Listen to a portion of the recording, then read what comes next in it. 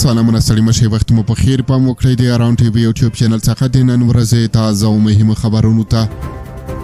د پاکستان پوځ یو ځل بیا کاریا کیږي او دا ځل د امریکا لخوا غازی ته لیږل کیږي واشنگټن اسلام آباد ته امر کړی دی چې د غازی د ثبات لپاره د ځواکونو په لیږلو کې ونډه واخلي شنونکي وایي چې دغه ګام ښایي په کور دننه پراخ غبرګونونه راوپاروي ارویټرز خبري اژانس راپور ورکړی دی چې تماده چې عاصم منیر به په راتلونکو اونیو کې واشنگټن ته سفر وکړي او د امریکا له ولسمشر ټرمپ سره به وګوري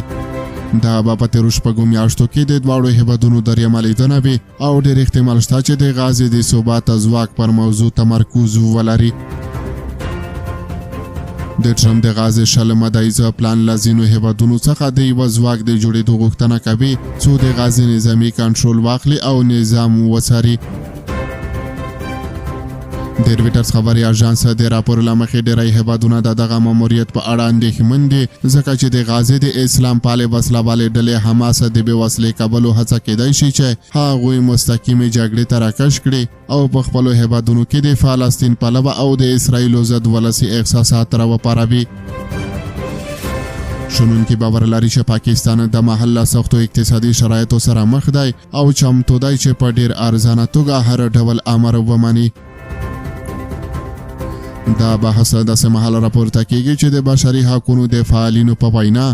دا مهال د پاکستان پوځ د خیبر پختونخوا او بلوچستان پر بېګناه ملکي وګړو هر ورځ بشر ضد کړنې ترسره کوي عاصم منیر پر راتلونکو اونیو کې واشنگټن ته روان دی څو له ولسمشر ټرمپ سره ملاقات وکړي دا به په شپږو میاشتو کې د نوموړي درېیم ملاقات وي چې اساسي هدف یې کیدای شي د غازی امنیت لپاره د ځواکونو استول وي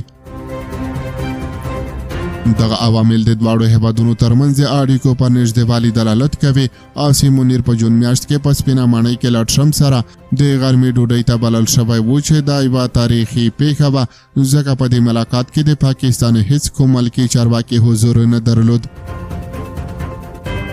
د غازی امنیت په اړه د امریکا ولسمشر ټرمپ له خوا په وړاندیز شوې طرحه کې له مسلمانو هیوادونو څخه د ساره تیرو د لیږلو غوښتنه شوې ده څو په غزه تړانګه کې د بیا رغونې او اقتصادي ثبات لپاره لنډمهاله امنیت وساتل شي